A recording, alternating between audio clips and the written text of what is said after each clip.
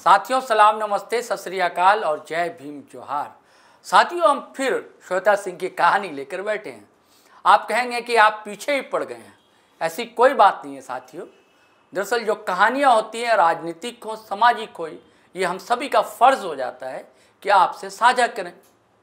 तो लगातार अपडेट आ रही थी तो ज़रूरत थी, लगा ज़रूरी हमें भी कि आपको भी ये कहानी बताई जाए। तो आज फिर कई अपडेट है और चुनाव आयोग ने बड़ा सख्त रवैया अपना लिया है। दोस्तों हम लगातार कह रहे हैं ना कि उनकी विधायकी जानी तय है, अब विधायक नहीं रह पाएंगी मैडम। और पूरी उधर तैयारी कर लिया विरंची नारायण ने एक से मिले, क्योंकि उनको बार बार कचोटता है वो मलाल कि पिछले बार महज चंद वोटों के कारण हार नसीब हुई, लेकिन इस बार ऐसा नहीं होगा और सारा पोथा तैयार है उनके पास। और चुनाव आयोग को सारे सबूत बताए जा रहे, क्या काट सबूत है, दे मारे हैं, धर दिया है जिसे कहते हैं ना, माथे पर धर दिया है, धर दिया चुनाव आयोग के माथे पर। अब माथा भन्ना गया चुनाव आयोग का, और जब देखा उसने सारी कागजी कार्रवाई और सबूत देखे तो भैया सख्त तो होना था, तो सख्त हो गया चुनाव आयोग। सीधे सीधे कह दिया है कि तथ्य मैडम ने छुपाए हैं, यानी कि बोकारो एमएलए जो कांग्रेस की एमएलए हैं उन्होंने तथ्य छुपाए हैं। अब क्या तथ्य छुपाए हैं, चलिए हम फिर पूरी कहानी सिलसिलेवार समझते हैं। पॉलिटिकल एडिटर है हमारे साथ शैलेंद्र सिन्हा, उनसे शैलेंद्र जी क्या पूरा मामला फिर से बताया हमारे व्यूवर्स को। मान लीजिए कोई नया व्यूवर्स आया हो तो समझ जाए और अभी क्या अपडेट है वो भी समझ ले। देखिए, जो नवीनतम अपडेट है इस पूरे मामले में वो यही है, जो चुनाव आयोग ने या चुनाव आयोग की जो प्रारंभिक रिपोर्ट है, खासकर जो झारखंड मुख्य निर्वाचन पदाधिकारी हैं के रवि कुमार, उन्होंने इस पूरे मामले में अब तक की जो जांच रिपोर्ट आई है, चाहे वो इनकम टैक्स डिपार्टमेंट की ओर से हो, चाहे उनके पास बिहार के मुख्य निर्वाचन पदाधिकारी, क्योंकि ये कहा गया है या हम सभी लोगों को, हमारे दर्शकों को भी ये पता है, जो एक वोटर आईडी कार्ड उनके बिहार का भी है जी, झाझा का, जमुई जिले के झाझा का, हाँ जी, वहाँ का, तो उससे उनकी एक रिपोर्ट है, झारखंड से संबंधित रिपोर्ट है। और जो आरोप लगाए हैं पूर्व विधायक विरंची नारायण ने, आरोप भी लगाए और साथ ही साथ आप तथ्य रखे हैं जी, जो झारखंड के एड्रेस पे तीन वोटर आइडेंटिटी कार्ड है, तो उसके बारे में है। तो ये तमाम मामलों को लेकर जो प्रारंभिक एक रिपोर्ट है वो मुख्य निर्वाचन पदाधिकारी झारखंड के रवि कुमार, उन्होंने केंद्रीय निर्वाचन आयोग को, मुख्य मतलब जो चुनाव आयोग है दिल्ली में, वहाँ उन्हें भेज दिए। उन्हें सिर्फ अब इंतज़ार है जो बोकारो की जिला निर्वाचन पदाधिकारी आप कह सकते हैं, या फिर इस मामले में जो बोकारो विधानसभा के जो निर्वाची पदाधिकारी हैं, 4 एसडीएम हैं, उनकी क्या रिपोर्ट इस मामले में आती है। उसके बाद फिर उस रिपोर्ट को भी आने वाले दिनों में भेज दिया जाएगा। जैसा कि आपने कहा, जो बहुत सारे नए दर्शक भी हमारे साथ जुड़ते हैं, तो दर्शकों को ये बताना चाहेंगे, जो बोकारो विधायक पे ये आरोप है, जो उनके पास चार वोटर आइडेंटिटी कार्ड हैं, जिसमें 3 बोकारो के एड्रेस का है और एक जो है वो बिहार के जमुई जिले के झाझा का, जो उनका पैतृक पैन कार्ड। इसके अलावा जो 2 पैन कार्ड है, जिसमें एक पैन कार्ड रामगढ़ के पते का है और एक पैन कार्ड जो गुरुग्राम के पते का। गुरुग्राम वाला पैन कार्ड में पिता के नाम के रूप में दिनेश कुमार सिंह का नाम दर्ज है, जो उनके रियल पिता है। अच्छा जी। और जो रामगढ़ के पते का पैन कार्ड है उसमें पिता के रूप में, पिता का नाम के रूप में, या फिर उसमें जो नाम है वो संग्राम सिंह का है, जो उनके पति है जी। भारतीय मतलब कि वो इनकम टैक्स डिपार्टमेंट का ये कहा गया है या कहना है इस मामले में, जो पैन कार्ड पे सिर्फ पिता का नाम होता है, पति का नाम नहीं होता है। और जो पैन कार्ड उनके द्वारा प्रयोग किया जा रहा है, श्वेता सिंह के द्वारा, वो सिर्फ रामगढ़ के पते वाला पैन कार्ड प्रयोग किया, यानी कि जिसमें पति का नाम है, जिसमें पति का नाम है, पिता के नाम के रूप में दर्ज है। हद हो गई ये एक, हाँ, ये एक बहुत बड़ी गलती है, ब्लंडर कहते हैं, बहुत बड़ा चूक है, या फिर एक तथ्य को छुपाने की एक कार्रवाई।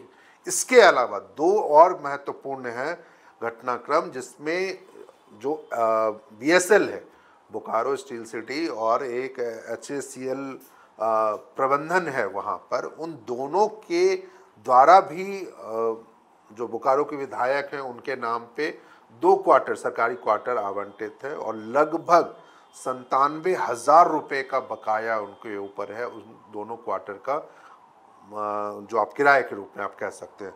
तो इसकी भी जानकारी उन्होंने अपने हलफनामे में, या जो चुनावी हलफनामा, चुनावी शपथ पत्र जो दायर किया जाता है विधानसभा चुनाव के समय में, उसकी उन्होंने जानकारी नहीं दी थी।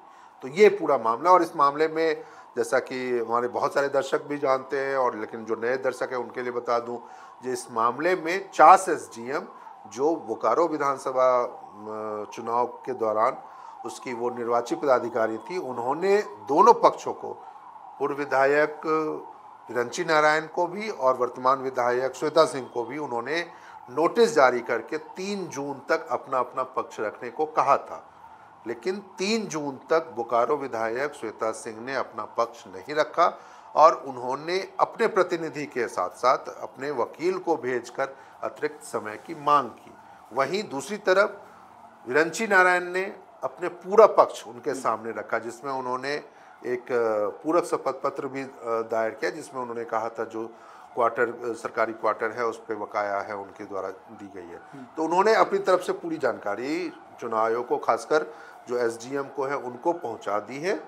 अब जो एक खबरें आ रही है, हमारे सूत्र जो बता रहे हैं, चीज़ें जो आ रही है बयान, उसमें ये कहा जा रहा है जो श्वेता सिंह संभवतः 16 जून को अपनी तरफ से इस मामले में अपना पक्ष एसडीएम के सामने रखेंगी, जिसके बाद ये तस्वीर साफ होगी जो आरोप उनके ऊपर लग रहे हैं उसमें उनका पक्ष क्या है। लेकिन ये तो गलती है ना कि पिता की जगह पति का नाम होना, निश्चित बहुत बड़ी गलती है ना ये। निश्चित रूप से ये बड़ी गलती है, क्योंकि हमेशा से ये रहा है, जब से लोग पैन कार्ड यूज कर रहे हैं, आप और हम या बहुत सारे लोग, करोड़ों देश के नागरिक हैं जो पैन कार्ड यूज कर रहे हैं, हमेशा उनमें पिता का ही नाम रखा जाता है। हम पुरुष के रूप में हमारे पिता का नाम ही दर्ज होता है, लेकिन महिलाएं जो होती हैं उनकी भी पिता का ही नाम दर्ज होता है। इवन शादी के बाद भी वो अपने पैन कार्ड में पिता का नाम चेंज नहीं करवाती, वहाँ पे पति का नाम नहीं डलवा सकते। तो ऐसे में यदि उनके पैन कार्ड में पिता के नाम की जगह पति का नाम संग्राम सिंह दर्ज है, तो किन परिस्थितियों में और क्यों उन्होंने ऐसा करवाया, ये तो वाकई बहुत गंभीर आपराधिक कृत्य है। इसके अलावा इसमें, क्योंकि देखिए एक बड़ी जो बात इनकम टैक्स डिपार्टमेंट में कही है, जो उन्होंने कहा है जो गुरुग्राम के एड्रेस पे जो पैन कार्ड जारी हुआ था उससे संबंधित कोई ट्रांजैक्शन नहीं हुआ, यानी उस एड्रेस से, जिस एड्रेस पे गुरुग्राम में एड्रेस वाले पे पैन कार्ड जारी हुआ उस पर कोई वो नहीं हुई है।